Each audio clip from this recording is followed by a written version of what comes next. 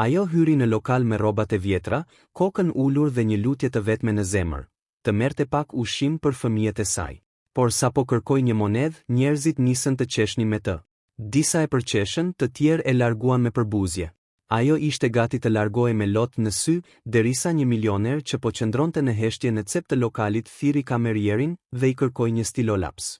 Pastaj firmosi një çek dhe I zgjati gruas. Shuma në çek ishte $20,000. Por askush në atë lokal nuk e dinte pse ai milioner vendosi t'i jepte pikërisht asaj një shumë kaq të madhe, dhe arsyeja që zbuloi pak minuta më vonë bëri që të gjithë të heshnin. Gruaja quhej Elena. Ishte vetëm 34 vjeçe dhe prej muajsh po luftonte për të mbajtur gjallë familjen e saj.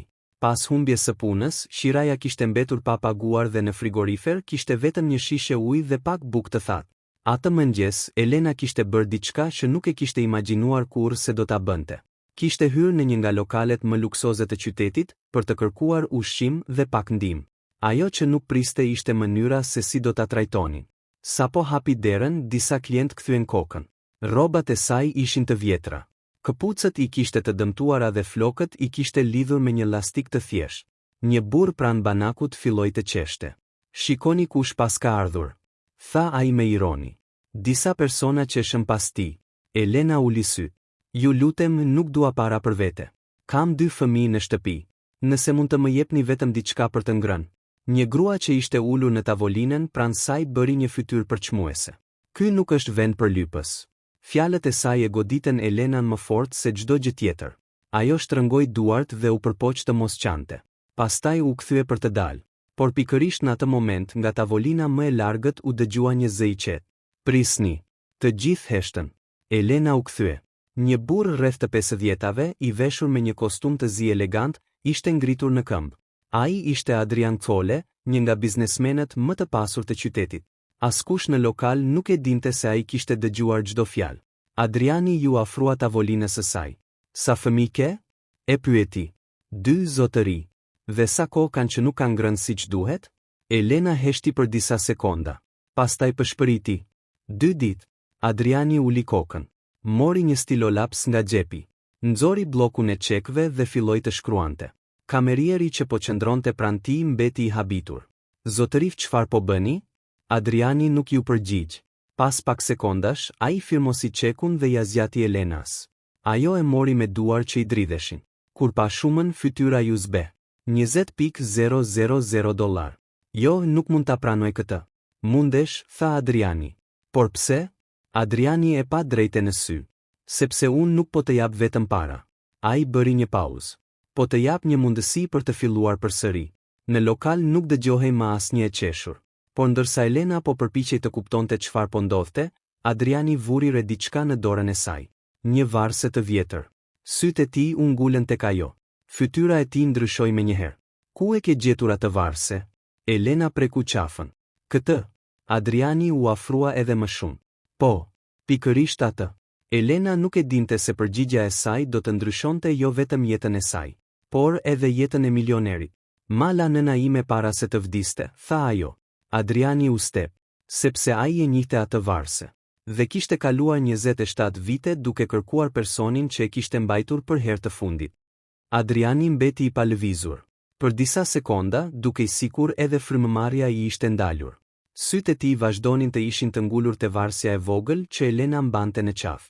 Mala nëna ime, përsëriti Elena. Nuk e di shumë për të. Vetëm më tha ta ruaja gjithë jetën. Adriani u ul ngadalë në karrige. Si quhej nëna jote? Elena e pa me dyshim. Maria. Ngjyra ju largua nga fytyra e Adrianit. Maria. Ai e kishte njohur atë emër. Jo thjesht si një emër.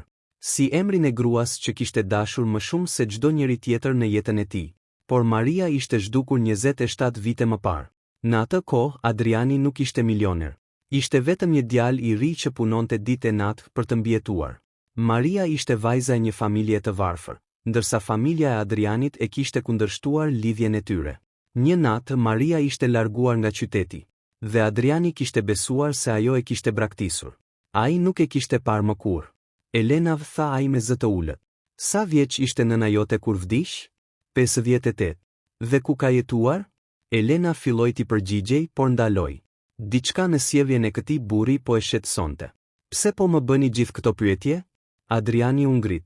Sepse mendoj se nëna jote dhe unë kemi një histori që ti nuk e di. Elena u shtang. Në atë moment, një nga klientët që kishte qeshur me të pak minuta më parë u afrua. Zotëri, mos më thoni që po i besoni kësaj historie? Adriani e pafto. Dil jashtë. Burri qeshi me nervozizëm. Po bëja vetëm shaka. Unë nuk po bëj shaka. Toni i Adrianit mjaftoi që burri të largohej. Pastaj Adriani u kthye nga Elena. Dua të bëj një pyetje shumë të rëndësishme. Çfarë? A të ka treguar ndonjëherë nëna jote emrin e babait tënd? Elena uli sy. Kjo ishte një pyetje që e kishte ndjekur gjatë gjithë jetës. Jo, asnjëherë. Gjithmonë më thoshte se ai nuk ishte pjesë e jetës sonë. Adriani mbylli sy. Ai ndjeu një dhimbje të vjetër që po rikthehej. A ke ndonjë fotografi të nënës? Elena nxori telefonin. Hapi galerinë dhe i tregoi një fotografi të vjetër. Adriani e mori telefonin në dorë. Kur pa fytyrën e gruas në fotografi, duart filluan t'i dridheshin. Ishte Maria. Pa asnjë dyshim. Gruaja që ai kishte dashur. Gruaja që kishte menduar se e kishte humbur përgjithmonë. Por fotografia kishte edhe një tjetër detaj. Maria po mbante në krah një vajzë të vogël. Elena. Adriani e zmadhoi fotografinë. Pastaj vuri re një detaj tjetër. Në dorën e Marias ishte një unaz. E njëjta unaz që ai kishte bler për të 27 vite më parë. Nuk ka mundësi, pëshpëriti. Elena e pa me ankth. Çfarë po ndodh? Adriani ngriti syt. Elena, më duhet të tregoj diçka. Çfarë? Ai heshti gjatë. Pastaj tha. Mendoj se kam qenë duke kërkuar nënën tënde për 27 vite. Elena u ngrir. Ju e njihit nënën time? Po. Si? Adriani mori frym thellë. Sepse ajo ishte dashuria ime e parë. Elena nuk dinte çfarë të thoshte. Por Adriani ende nuk po i tregonte gjithçka. Sepse kishte një pyetje që mund ta shkatërronte gjithë jetën e saj. Ai nxori telefonin dhe telefonoi avokatin e tij. Dua të bësh një kërkim urgjent në arkivat e vjetra. Për çfarë? Adriani pa Elena. Për një certifikat lindjeje. Emri? Adriani heshti. Pastaj tha. Elena Maria Cole. Elena u ngrit menjëherë nga karrigia. Pse përdoret mbiemrin Cole? Adriani nuk ju përgjigj. Vetëm e pa drejt në sy. Dhe për herë të parë pas 27 vitesh, ai filloi të dyshonte se vajza që kishte hyrë në atë lokal për të kërkuar një copë bukë mund të ishte vajza e tij, por ende kishte një problem. Nëse Elena ishte vërtet vajza e tij, atëherë pse Maria kishte fshehur të vërtetën për gjithë këto vite? Dhe kush ishte personi që e kishte detyruar të largohej? Adriani nuk e dinte ende se përgjigjja ndodhej në një zarf të vjetër që Maria kishte lënë pas. Një zarf që do të gjendej vetëm disa orë më vonë. Dhe brenda tij ishte një letër me vetëm 6 fjalë. Adrian, nëse e lexon këtë ik. Adriani e lexoi përsëri letrën. Adrian, nëse e lexon këtë ik. 6 fjalë.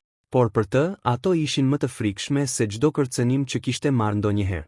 Ai e mbajti letrën në duar ndërsa Elena qëndronte përballë tij, ende e hutuar. Çfarë shkruan? Pyeti ajo. Adriani ngriti syt. Kjo letër ishte e nënës sate. Elena u afrua. Ma jep. Adriani ja dorëzoi. Ajo filloi ta lexonte. Në fund të letrës ishte një datë, 1999. Elena ngriti kokën. Nëna ime ma kishte përmendur këtë vit. Çfarë të tha? Më tha se në atë vit kishte humbur gjithçka. Adriani u ul. Jo, ajo nuk humbi gjithçka. Atëherë çfarë ndodhi? Adriani mori frym thellë. Ajo u detyrua të largohej. Elena mbeti pa fjalë. Adriani vazhdoi. Familja ime nuk e pranonte lidhjen tonë. Babai im kishte shumë pushtet. Ai më tha se nëse martohesha me Marien, do të më hiqte nga trashëgimia dhe do të shkatëronte jetën e saj. Dhe ju u larguat prej saj? Jo. Adriani uli kokën. Unë e kërkova. Por dikush më bindi se Maria kishte ikur me një burr tjetër. Elena shtrëngoi letrën. Kush? Adriani nuk u përgjigj menjëherë. Vëllai im. Në atë moment telefoni i Adrianit ra. Ishte avokati. Zotëri, kemi gjetur dokumentet. Çfarë thon? Ka një certifikat lindje të regjistruar në vitin 2001. Nëna Maria Santos. Babai nuk është deklaruar. Adriani u ngrit. Po mbiemri i fëmijës? Avokati heshti. Elena Santos. Adriani mbylli syt. Datat përputheshin. Maria ishte larguar në vitin 1999. Elena kishte lindur 2 vite më vonë. Ai pa vajzën që qëndronte përballë tij. Duhet të bëjmë një test ADN. Elena nuk kundërshtoi. Por para se të largohej nga lokali, Adriani i tha: "Ka edhe diçka tjetër." "Çfarë?" "Nëse del se e vajza ime, ato $20,000 nuk do të jenë asgjë." Elena e pa me dyshim. "Nuk dua pasurinë tuaj." Adriani buzëqeshi hidhur. "Kjo është pikërisht ajo që do të kishte thënë nëna jote." 2 ditë më vonë, rezultatet e testit erdhën. Adriani ishte në zyrën e tij kur sekretaria hyri me zarfin. Ai e hapi me duar që i dridheshin. Lexoi rreshtin e parë, pastaj të dytin, dhe u ul në karrige. Probabiliteti i atësisë 99.99 i. Elena ishte vajza e tij. Pas 27 vitesh, ai kishte gjetur fëmijën që nuk e kishte ditur kurrë se e kishte. Por gëzimi zgjati vetëm disa minuta, sepse në fund të dosjes kishte një dokument tjetër, një raport të vjetër policor. Në të shkruaj se Maria kishte bërë një denoncim pak para se të largohej. Ajo kishte deklaruar se dikush po e kërcënonte. Dhe emri i personit që ajo kishte përmendur ishte vëllai i Adrianit. Adriani u ngrit menjëherë. "Ku është ai tani?" Avokati u përgjigj. "Në qytet." "Çfarë bën?" "Është drejtori i kompanisë suaj." Adriani ngriu. Vëllai i tij kishte punuar pranë tij për 27 vite. Dhe gjatë gjithë kësaj kohe, ai mund të kishte qenë personi që i kishte shkatëruar jetën. Por historia nuk mbaronte këtu. Atë mbrëmje, Elena u kthye në shtëpinë e saj dhe gjeti derën të hapur. Ajo hyri me frikë. Në tavolinë ishte një zarf. Nuk kishte emër. Vetëm një fjali. "Tani që e ke gjetur baban tënd, pyete pse të braktisi." Elena e hapi zarfin. Brenda ishte një fotografi e vjetër. Në fotografi ishin Maria, Adriani dhe një burr i tretë. Elena e njohu menjëherë. Ishte burri që kishte qeshur me të në lokal. Por pse kishte ai një fotografi të nënës së saj? Dhe pse po e ndiqte prej vitesh? Elena telefonoi Adriani. "Duhet të vini këtu." "Çfarë ndodhi?" "Mendoj se dikush e di që ju më gjetët." Në anën tjetër të telefonit, Adriani heshti. Pastaj dëgjoi zërin e një burri pas vetes. "Mos i trego asaj të vërtetën." Adriani u kthye. Ishte vëllai i tij, dhe ai po mbante në dorë një armë. Adriani u kthye ngadalë. Vëllai i tij, Viktori, shndronte pranë derës së zyrës. Për 27 vite, Adriani e kishte konsideruar atë njeriun më të besuar të familjes. Tani po e shihte me një armë në dorë. "Çfarë kërkon?" pyeti Adriani. Viktori buzëqeshi ftohtë. "Të bësh atë që ke bërë gjithmonë. Të mos bësh pyetje." "Ti e detyrove Marien të largohej?" Viktori nuk u përgjigj. Heshtja ishte përgjigje e mjaftueshme. Adriani u afrua një hap. "Ti më the se ajo më kishte braktisur. Dhe ti më besove." "Pse?" Viktori uli armën. "Sepse babai ynë më la vetëm një detyrë, të ruaja pasurinë e familjes." "Për këtë shkatërrove jetën e 2 njerëzve?" "Jo, për këtë shpëtova kompaninë." Adriani qeshi me hidhërim. "Kompaninë?" "Po. Nëse ti do të martoheshe me Marien, babai ynë do të hiqte nga trashëgimia. Kompania do të kalonte tek unë. Por ti ishe trashëgimtari i preferuar. Kështu që duhet të ndaja prej saj." Adriani ndjeu një val zemërimi. "Po Elena?" Viktori heshti. "E dije që ajo ishte vajza ime?" "Po." Adriani u trondit. "E ke ditur gjithë këto vite?" "Maria ma tha para se të largohej." "Dhe pse nuk më tregove?" Viktori buzëqeshi. "Sepse nëse ti do ta dije se kishe një vajzë, do ta kërkoje deri në fund të botës." Adriani u ul. Tani e kuptonte gjithçka. Për 27 vite, kishte menduar se Maria e kishte braktisur, ndërsa ajo kishte ikur për ta mbrojtur vajzën e tyre. Por Viktori kishte edhe një sekret tjetër. Ai nxori nga xhepi një fotografi. Maria nuk u largua vetëm. Adriani e pa fotografin. Maria po mbante Elenën e vogël në sfond duke një makinë e zezë. "Çfarë është kjo?" "Ajo u largua nga qyteti me ndihmën time." "Pse?" "Sepse kishte filluar të fliste." "Për çfarë?" Viktori u afrua. "Për atë që kishte ndodhur natën kur babai ynë vdiq." Adriani ngriti kokën. "Çfarë lidhje e kishte Maria me vdekjen e babait?" Viktori buzëqeshi. "Ajo nuk kishte asnjë lidhje." "Atëherë?" "Ajo pa diçka që nuk duhej ta shihte." Adriani ndjeu një të ftohtë në shpinë. "Çfarë?" Viktori nuk pati kohë të përgjigjej. Telefoni i Adrianit ra. Ishte Elena. Ai u përgjigj menjëherë. "Elena?" Në anën tjetër dëgjohej vetëm frymëmarrja e saj. Pastaj një zë mashkulli. "Nëse do ta shohësh vajzën tënde gjallë, hajde vetëm." Telefonata u ndërpre. Adriani u ngrit. Viktori e pa dhe buzëqeshi. Tani e kupton pse të thash të mos bësh pyetje. Por Adriani nuk u frikësua. Ai mori telefonin dhe thirri policin. Pastaj pa vëllain e tij. Për 27 vite më ke marrë gjithçka. Viktori ngriti armën. Dhe tani? Adriani ju përgjigj. Tani do të marrë gjithçka që ke. Pas disa minutash, policia mbërriti. Viktori u arrestua. Por Elena ende mungonte. Adriani përdori gjurmimin e telefonit të saj. Sinjali tregonte një magazin të vjetër në periferi. Ai shkoi atje me policin. Kur dera u hap, Elena ishte ulur në një karrige. Ishte e frikësuar, por e padëmtuar. Adriani vrapoi drejt saj. Je mirë? Elena shpërtheu në lot. Tani e kuptoi pse nëna ime kishte frikë. Adriani e përqafoi. Për herë të parë në jetën e tij, ai përqafoi vajzën e vet. Por Elena i tha diçka që e bëri të ngrinte. Babai ka edhe një gjë që nuk ta kam treguar. Çfarë? Ajo nxori nga xhepi një copë letre të vjetër. E gjeta në shtëpinë time. Adriani e hapi. Ishte një letër e shkruar nga Maria. Por këtë herë ajo kishte shkruar një emër. Një emër që Adriani nuk e kishte pritur kurrë. Emri i gruas që e kishte ndihmuar Marien të arratise. Adriani lexoi emrin. Dhe u shtan. Sepse ajo grua ishte nëna e një prej njerëzve që ai kishte besuar më shumë se çdo tjetër. Dhe pas kësaj letre, filloi të dilte në dritë sekreti më i madh i familjes. Adriani qëndroi i heshtur për disa sekonda. Emri në letër ishte Ana, nëna e burrit që kishte qeshur me Elena në lokal. Tani gjithçka filloi të lidhej. Ana kishte ndihmuar Marien të largohej nga qyteti. Ajo kishte fshehur dokumentet, kishte siguruar një vend ku Maria dhe Elena mund të jetonin dhe kishte mbajtur sekretin për 27 vite. Por kishte një arsye tjetër. Ana kishte qenë dëshmitare e asaj që kishte ndodhur natën kur babai i Adrianit kishte vdekur. Dhe ajo më në fund vendosi të fliste. Në polici, Ana tregoi të vërtetën. Viktori kishte manipuluar dokumentet e kompanisë dhe kishte përdorur kërcënime për të mbajtur familjen nën kontroll. Maria kishte zbuluar gjithçka dhe kishte vendosur të fliste. Për këtë arsye ishte detyruar të largohej. Por para se të vdiste, Maria i kishte kërkuar Anës vetëm një gjë. Nëse një ditë Adriani e gjen vajzën time, tregoi se nuk e braktisa kurrë. Kur Adriani e dëgjoi këtë, shpërtheu në lot. Për 27 vite kishte jetuar me një gënjeshtër. Kishte menduar se gruaja që donte e kishte braktisur. Kishte menduar se nuk kishte fëmijë. Dhe tani, vajza e tij ishte ulur përballë tij. Elena ju afrua. Babai? Adriani ngriti kokën. Ishte hera e parë që ajo e quante kështu. Ai e përqafoi fort. Më fal që nuk isha aty për ty. Nuk ishte faji yt, i tha Elena. Duhej të kisha kërkuar më shumë. Tani më gjete. Adriani buzëqeshi mes lotëve.